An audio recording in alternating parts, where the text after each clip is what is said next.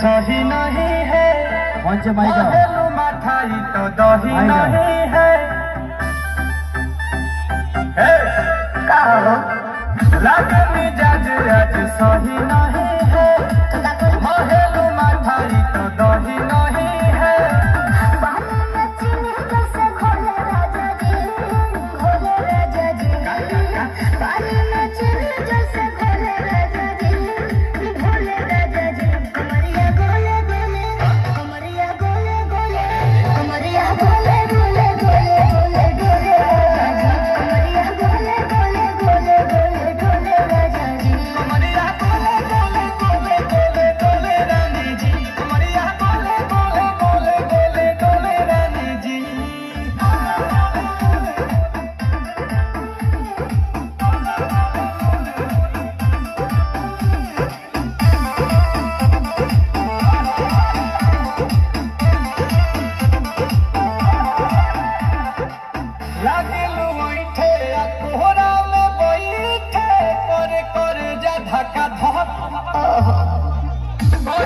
झूठे की जाला उठे हो खेला हमारा कसम।